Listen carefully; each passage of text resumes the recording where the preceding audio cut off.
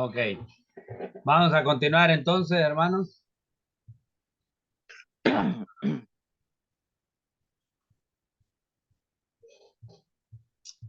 Vamos, ese no es el que necesito tocado.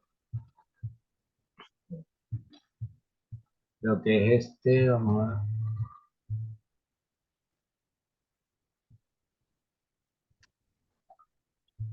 Ajá. Ok, estamos hablando de los 39 libros y sus categorías, ¿verdad? Eh, ya vemos cuáles son los 5 libros de la ley. Génesis, de hecho, la palabra Génesis, su palabra es la primera palabra en el principio. Eso significa la palabra Génesis. Es una palabra en hebreo para referirse al principio. De ahí proviene la palabra Génesis. De ahí viene Éxodo, que es la salida de Israel. Después viene Levíticos, leyes, eh, números, que es cuando se hace el censo. De ahí proviene el nombre del libro, el censo que hizo Moisés del pueblo de Israel. De ahí está después está Deuteronomio. La palabra Deuteronomio significa deutero, significa repetición. Nomos significa ley. Entonces significa la repetición de la ley. De hecho, se le vuelve a repetir Dios al pueblo de Israel la ley del libro de Levítico. Entonces, de ahí vienen los libros históricos, ya sabemos, desde el libro de Josué, ese es un libro histórico, narra la entrada del pueblo a la tierra prometida, hasta el libro de Esther, que fue un libro histórico. De ahí vienen los libros poéticos, ¿verdad? Los libros poéticos, ya sabemos que son desde el libro de Job, y los de sabiduría, que proverbios son escritos por el sabio Salomón, ¿verdad? Y profetas mayores, empezando por Isaías, Jeremías, um, de ahí los profetas menores hasta terminar en Malaquías, que es el último libro del Antiguo Testamento, y de ahí hay un silencio entre el Antiguo Testamento y el Nuevo Testamento, hay un silencio, y a ese silencio se le llama periodo intertestamentario.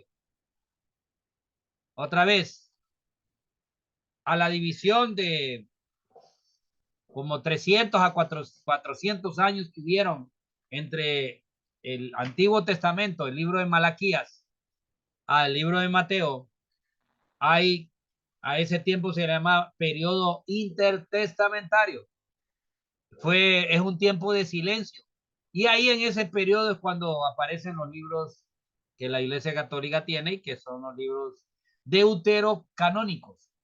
Así se llaman esos libros.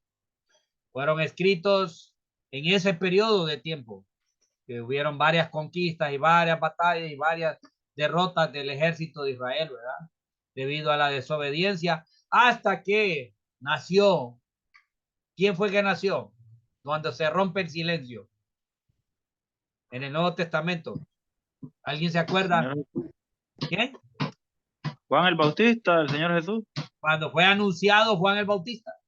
Cuando el ángel llega, estaba sirviendo Zacarías, ¿verdad? Estaba sirviendo en el templo, le tocó por orden, por suerte, le tocó a él servir en el lugar santísimo. Y entró y eran un montón de órdenes de sacerdotes, pero a él le tocó ese día. Y estando ahí, el ángel se le apareció y le dio la noticia, y él no lo creyó y quedó mudo. Ya sabemos, ¿verdad? La historia. Ahí se rompió el silencio. Ya Dios no mandaba a su ángel, no hablaba a través de profetas.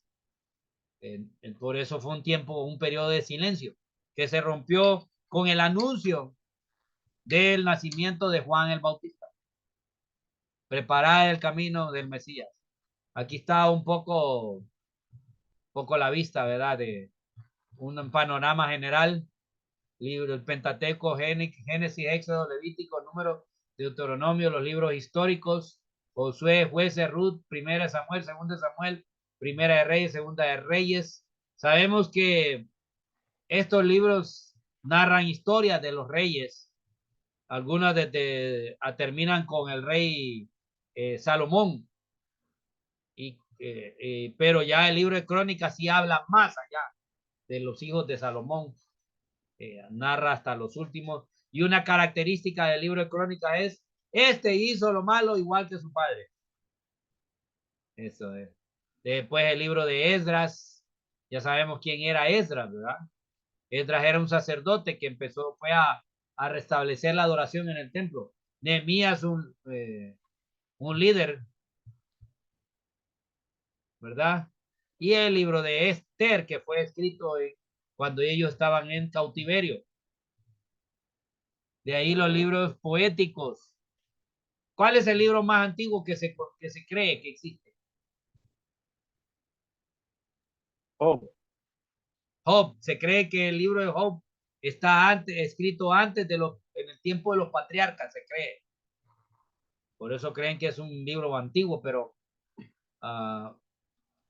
pues no sabemos, no nos dice la historia, pero quedó ahí escrito, ¿verdad? Ese libro de Job. Y la pregunta del libro de Job, ¿por qué sufren los justos? Que nunca la contesta en todo el libro, ¿verdad? Nunca la contesta. Solo sabemos que estamos en las manos de Dios. Como dijo un hermano, somos como un ajedrez, como piezas de ajedrez en las manos de Dios. De ahí viene el libro de Salmos, que es el himnario judío. Esos eran los cantos que cantaban. Y hay recopilación de salmos ahí, de diferentes escritores. Está el libro de Proverbios, que es un libro de sabiduría, como dice el inicio del libro de Proverbios, para dar sabiduría y sagacidad al ingenuo. Entonces, realmente el objetivo era transformar la mente y con la sabiduría, la mente de los inexpertos. Es un libro muy especial, el libro de Proverbios. Estaba haciendo un estudio del libro de Proverbios la vez pasada también. No lo he terminado, pero es que es muy profundo el libro de Proverbios. Y se cree que eran una recopilación también de dichos antiguos, dichos de sabiduría, pero a la vez hay unos consejos del sabio Salomón a su hijo. Y creo que no los escuchó, ¿verdad? Nunca los escuchó porque el hijo de Salomón fue un desastre cuando gobernó. De ahí el libro de Eclesiastés, también escrito por Salomón, y Cantar de los Cantares, que es como una poesía erótica y romántica. Eso es el libro de Cantares. Hay muchos que se preguntan que por qué existe el libro de Cantares. ¿Para qué está ahí? Porque nunca es el único libro de la Biblia que no habla de Dios. Es uno de los libros ese, y hay otro libro más que no habla de Dios. Hay dos libros que no hacen referencia a Dios. Cantares es uno de ellos. Y se dedica al amor y a lo erótico, ¿verdad? Porque hay unas expresiones ahí que es de una pareja. Pero algunos piensan que es una referencia, es una alegoría, una alegoría, una forma de interpretación es que se refería a Cristo y su iglesia, ¿verdad? La relación de la iglesia y Cristo. Realmente yo creo que es un libro de poesía romántica escrito ahí, ¿verdad? Que sirve mucho para ayudarnos a cómo debemos de comportarnos dentro del matrimonio. De ahí vienen los profetas mayores, que es Isaías, Jeremías. ¿Quién fue era un niño cuando fue llamado como profeta?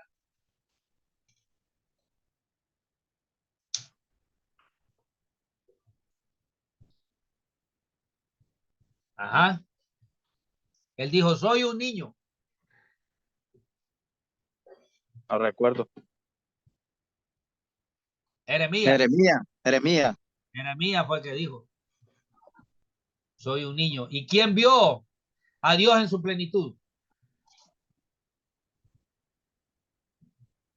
Isaías. Isaías es bien curioso el libro de Isaías porque empieza con unas historias bien extrañas, pero no empieza con el llamado de Isaías, ¿verdad? Hasta el capítulo 6 aparece el llamado de Isaías. Él estaba pensando de qué iba a suceder en el futuro y estaba viendo un cambio de rey. Y ahí fue donde Dios lo llamó a Isaías. Es bien extraño.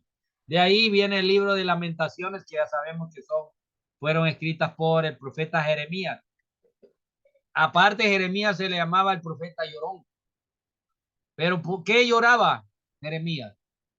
¿Por qué lloraba?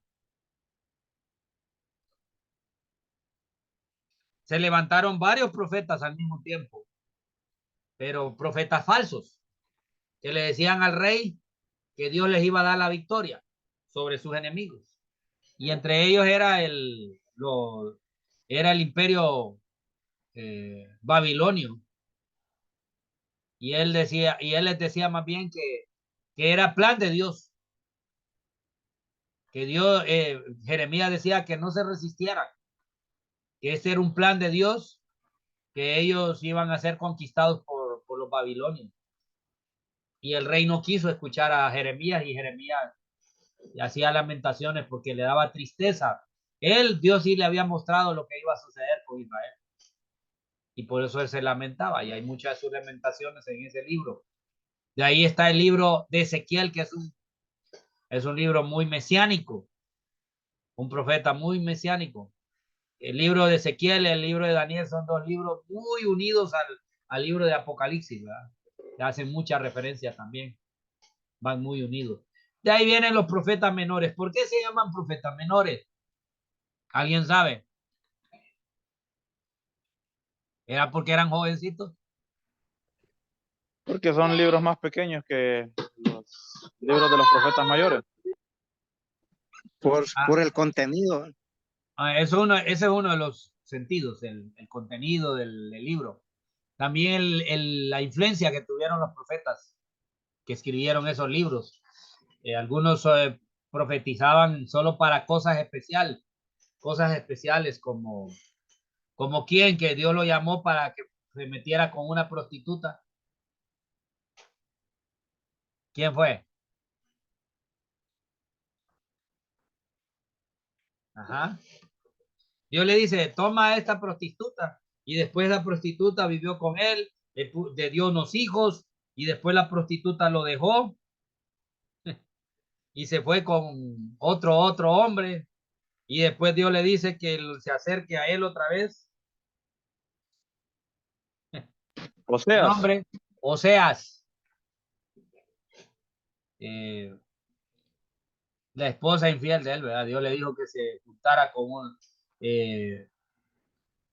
dice, ve y tómate una mujer fornicaria, hija de fornicación, porque la tierra fornica. Es como una ejemplificación personal. Con su vida iba a ejemplificar lo que había pasado con Israel. Qué difícil, ¿verdad? Lo que le tocó a él, ¿verdad? A este profeta. O sea, fue tremendo lo que vivió. Hasta el último, que es Malaquías. Hay uno que Dios habla a través de él, Ageo, y habla en contra de los ricos opresores y tantas cosas, ¿verdad? Que hay referencias en el Antiguo Testamento y que es muy interesante, muy interesante. Cuando veamos paso a paso por el Antiguo Testamento, cuando veamos el resumen del Antiguo Testamento, vamos a ver más de eso, ¿verdad? Solo estamos viendo introducción a la Biblia. De ahí el Nuevo Testamento.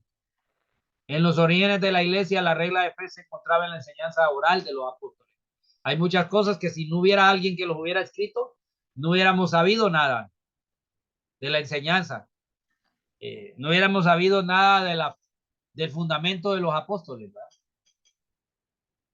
¿verdad? Pasado el tiempo, se sintió la necesidad de poner por escrito las enseñanzas del Señor. De hecho, el primer libro que se escribió del Nuevo Testamento, ¿cuál fue?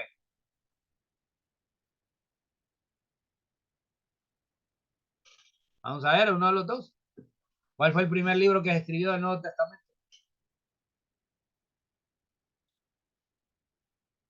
Ajá. ¿No? Hechos.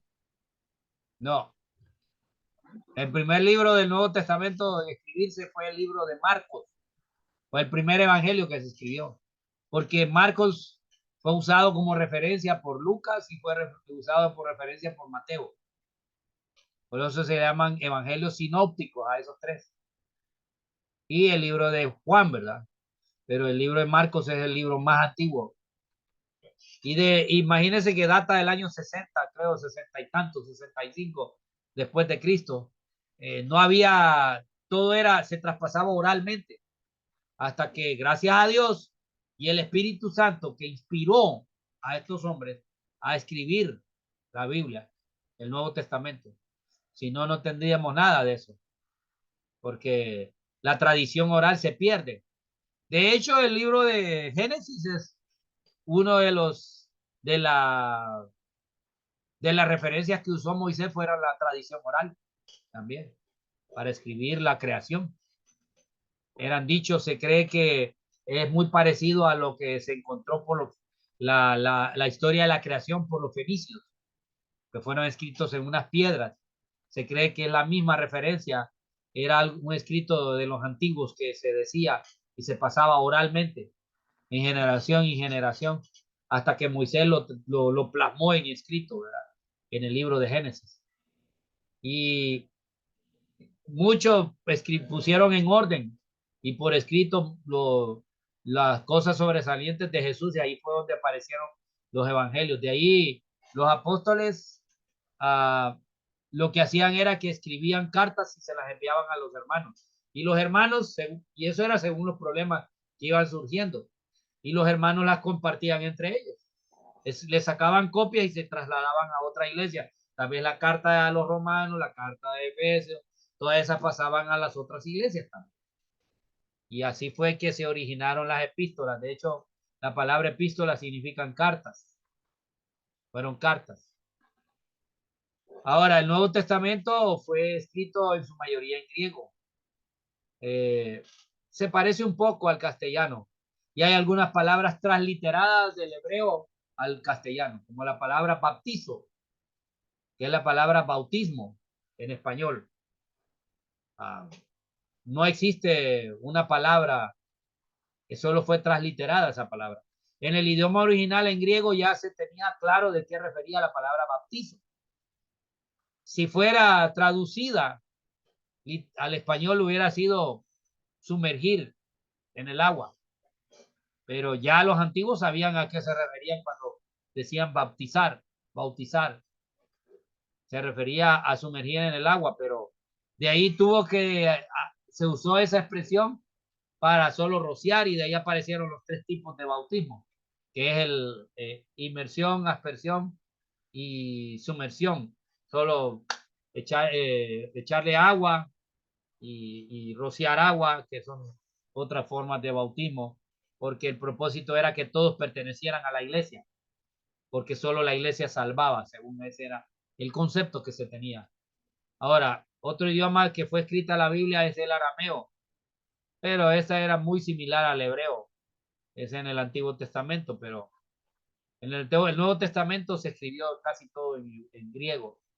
Griego era el idioma universal en los tiempos. Acuérdense que los griegos conquistaron primero antes que los romanos.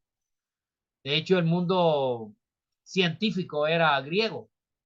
De ahí aparecieron las primeras logias, como vimos, donde aparecieron las logias de los médicos, las logias de diferentes tipos de trabajo, y cada uno con su Dios. Y cuando se hablaba de conocimiento, se hablaba de los griegos. Ya los romanos fueron la fuerza y la velocidad con que conquistaron, ¿verdad? De ahí Marcos tradujo varias palabras del Señor. Jesús usó algunas expresiones en arameo cuando él predicó y cuando él dijo. Cuando Jesús usó la palabra corbán, es mi ofrenda, era una ley que había en el Antiguo Testamento, en el cual el hijo, acuérdense que el mandamiento de Dios, ¿cuál era? Honra a tu padre, a tu madre. Y la honra era hasta que murieran sus padres.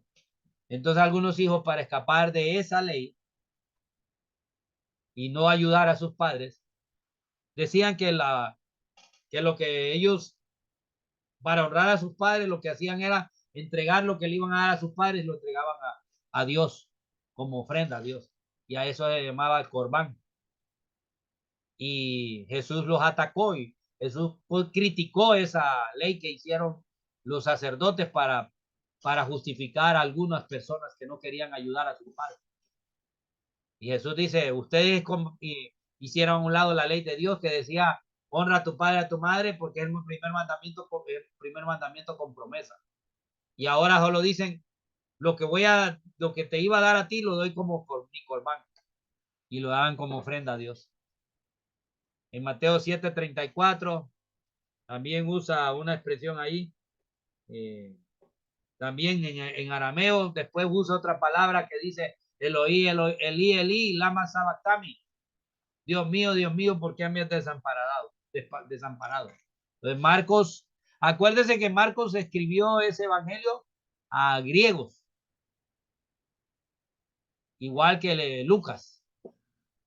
Y aunque Lucas era de mejor nivel económico, intelectual, el griego que usó Lucas era de más alto nivel que el que usaron los demás evangelios. En el Nuevo Testamento encontramos libros escritos por los discípulos de Jesucristo. En ellos se menciona la vida nueva que se obtiene gracias a la muerte de Jesús, la resurrección y la esperanza de su segunda venida y la eternidad junto con Cristo. Entonces, el Nuevo Testamento estudiamos un poco de eso, ¿verdad? Vemos acerca de esa doctrina, la muerte de Jesucristo, el nacimiento de Jesús, su vida, su muerte, su resurrección y la esperanza de que Él va a volver por nosotros. Todo eso aparece en el Nuevo Testamento. Ya hablando de la división del Nuevo Testamento, son 27 libros, los cuales están divididos en 5 categorías que son 4 evangelios. Libros históricos, ¿cuántos son? 1, libro de Hechos. De ahí están las cartas paulinas. Y en las cartas paulinas hay otros que hacen divisiones. Hay unos que dicen que hay las cartas a las iglesias y las cartas pastorales. Pero no, todos son cartas de Pablo. Y de ahí vienen las cartas generales que ya sabemos que son Judas, Santiago, son cartas generales que son escritas para todo el pueblo. Y el libro de Hebreos, que es una carta general también, fue para todos los hebreos que estaban en la dispersión. Y de ahí el único libro profético del Nuevo Testamento, que es el libro de Apocalipsis. O sea, así se divide el Nuevo Testamento. Aquí está, miren los evangelios, Mateo, Marcos, Lucas, Juan, el libro histórico Hechos, las cartas paulinas, Romanos, primera, segunda de Corintios, Gálatas, Efesios, Filipenses, Colosenses, primera Tesalonicenses, segunda Tesalonicenses, que también son llamadas las cartas pastorales, cartas a las iglesias, perdón. Y después vienen las cartas pastorales, primera y segunda de Timoteo, Tito y Filemón. Ya sabemos que Filemón fue escrita para hablar de Onésimo. Perdón, para hablar de Filemón. Se la mandaron a una carta al pastor, ¿verdad? Para que reconociera a un hermano que volvía a la iglesia, que había estado en la cárcel y había sido compañero de Pablo en la cárcel. De ahí el libro de Hebreos, que están las cartas generales, Santiago, primera, segunda de Pedro, primera, segunda y tercera de Juan y el libro de Judas. Todas se llaman cartas generales. Y el libro profético del Nuevo Testamento es el libro de Apocalipsis. Entonces, esto es un poco de lo que es el Nuevo Testamento. No sé si hasta ahora hay preguntas o comentarios. Pueden hacerlas ahora.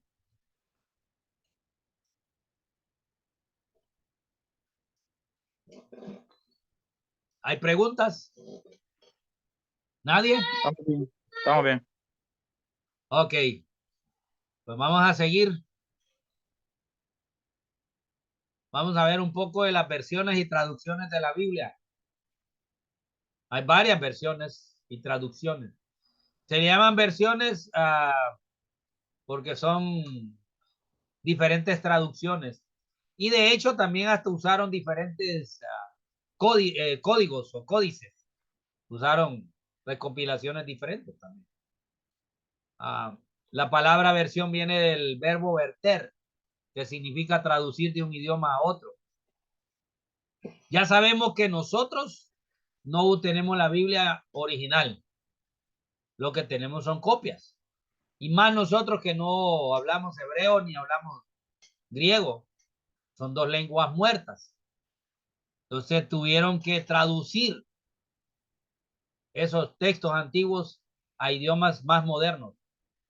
Unos cuantos siglos antes de Cristo, los judíos ya tenían la recopilación de los textos bíblicos del Antiguo Testamento. Ellos le llamaban los escritos.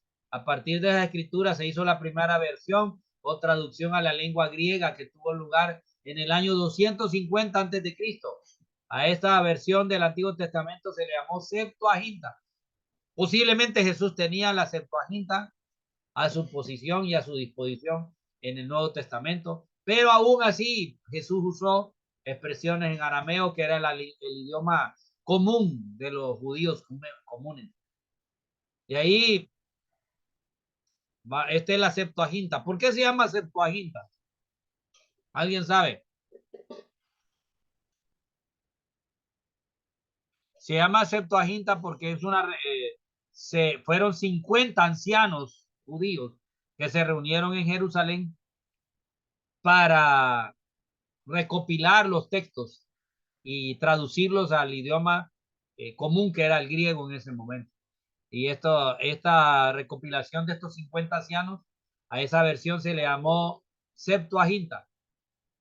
Hubo otra versión, que fue la de Alejandría, la que se usó en Alejandría, y esa es la que tenía los otros libros deuterocanónicos que no usamos nosotros, Eclesiástico, Primera, Segunda de Macabeos, y hay varios textos que nosotros no usamos, son como 5 o 6 libros que están en los libros deuterocanónicos que nosotros no usamos.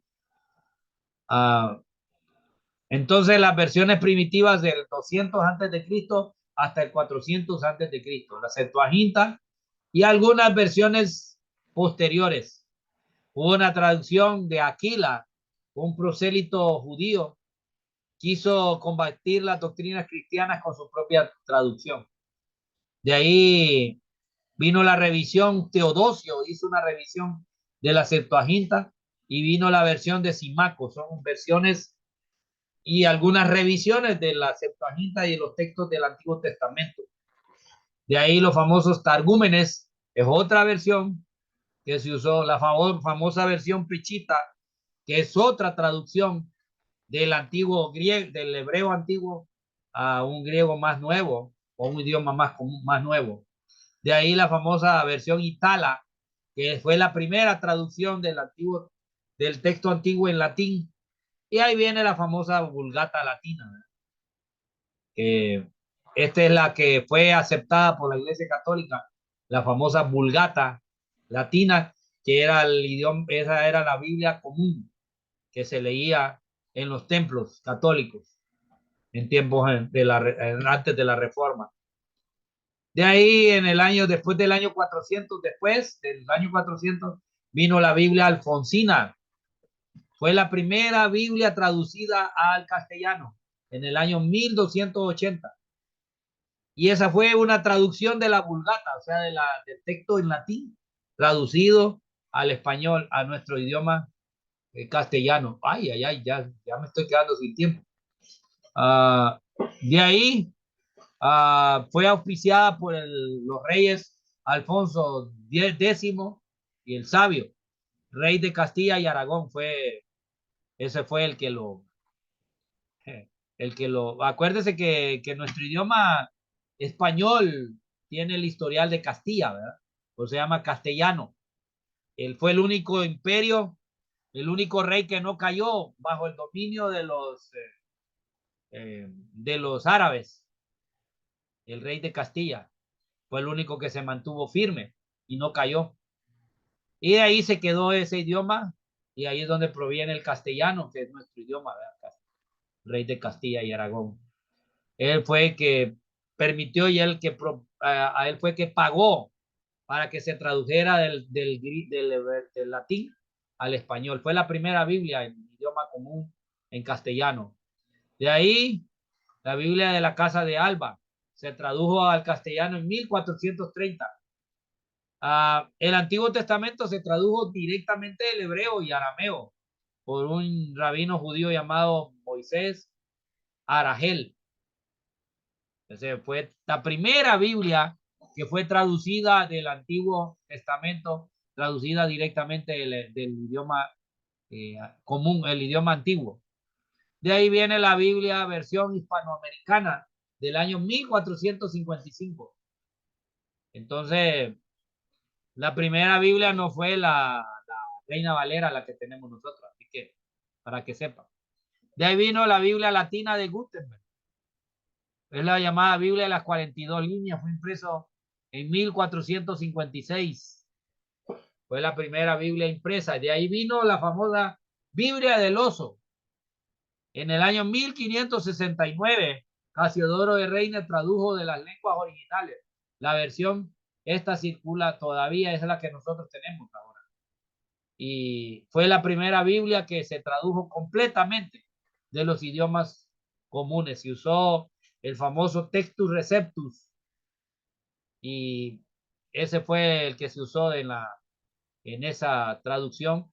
Y ya sabemos que después de Casiodoro de Reina, que fue un monje, realmente fue un monje católico, y él quería que tuviéramos la Biblia en nuestro idioma común, porque no se tenía acceso.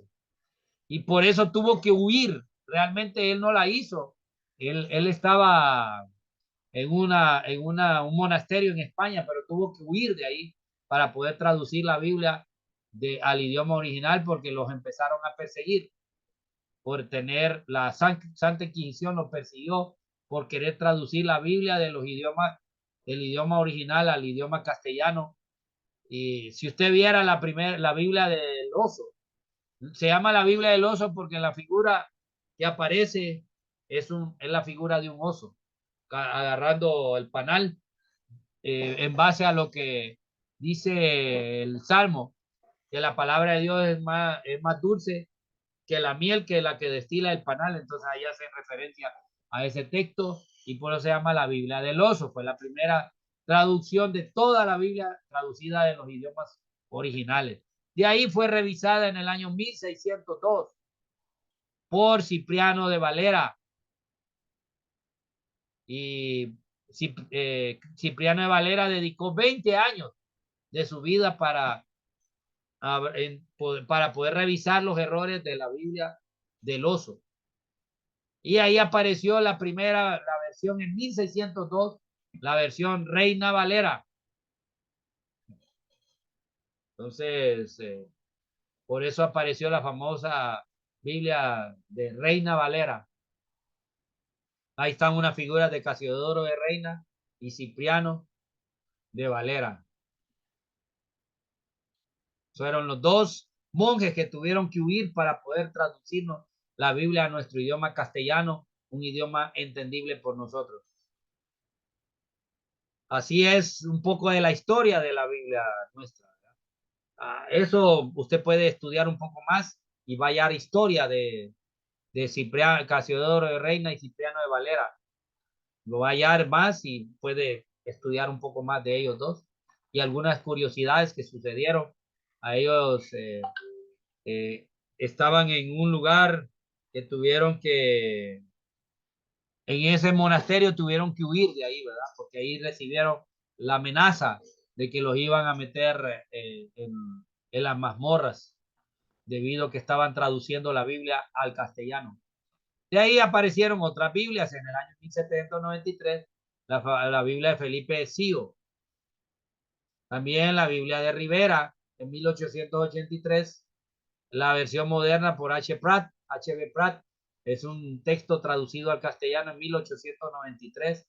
También la Biblia Nácar Colunga, esta fue ya la primera traducción al castellano católico, por los católicos.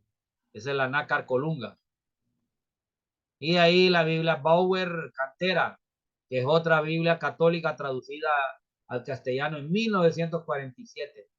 De ahí tenemos nuestra famosa revisión del año 1960, que es la Reina Valera nuestra, que es la que usamos, por eso tiene muchas palabras en español antiguo que ya no se usan. De ahí vino la Biblia latinoamericana, una versión católica, la Biblia de las Américas, una mezcla entre catolicismo y evangélicos, fue traducida de la versión inglesa New American Standard, pero revisada con el original griego, ¿verdad? Esa Biblia de las Américas. De ahí la nueva Biblia española. Perdón. La nueva Biblia española, que fue traducida al castellano en 1975 por Juan Mateos y Alonso Choquer. Esa fue la nueva Biblia española. Ahí en la Biblia electrónica, en la eSword, aparecen muchas de estas traducciones que usted puede comparar con la Reina Valera. Tal vez no son idénticas en traducción porque son traducciones, son versiones diferentes. Y aquí hay otras versiones más contemporáneas. La versión Dios habla hoy es una versión popular que salió también con un cierto influencia católica, ¿verdad? Pero de ahí vino la nueva versión internacional publicada por la editorial Vida en 1999, que es parecida a la versión Dios habla hoy. De ahí la Biblia en traducción en lenguaje actual, hicieron una actualización al lenguaje actual, pero realmente esa Biblia no es muy buena para estudiar, porque ya más que versión es una, con casi una interpretación. Hay mucha interpretación en esa Biblia. De ahí la famosa nueva Biblia latinoamericana católica, la palabra de Dios para todos en el 2005. La Biblia Peshitta en español, que es un poco, es la traducción de los antiguos manuscritos arameos a nuestro idioma español. De ahí una famosa Biblia textual, no es muy buena, a veces mucha traducción y mucha, pero solo sirven como referencia, sirven para ayudarnos a entender de una mejor manera el texto, los textos antiguos. Entonces, a medida que la Biblia se fue llevando a otros países, eruditos que deseaban que otros conocieran la Biblia, la tradujeron a otros idiomas, ¿verdad? Ah, para el año 200 antes de Cristo, la Biblia porciones se había traducido a 7 idiomas, pero para el año 500 en 13 idiomas, para el año 900 17 idiomas, para el 1400 28 idiomas, para el 1860 idiomas, para 1900 500 idiomas. En la actualidad existen más de 2350 idiomas. Hasta existe en braille para los ciegos la Biblia, ¿verdad? Entonces, este es un poco referencia de un poco de la Biblia, ¿verdad? Entonces, hermanos, nos fue el tiempo. Ya casi estamos por terminar, creo yo. Sí, estamos casi por terminar la clase de hoy. Entonces, vamos a parar ahí para podernos conectar rápidamente y terminar la sesión de hoy. Y yo les puedo mandar este escrito, ¿verdad? Se los voy a mandar para que lo tengan. Solo algunos datos rápidos.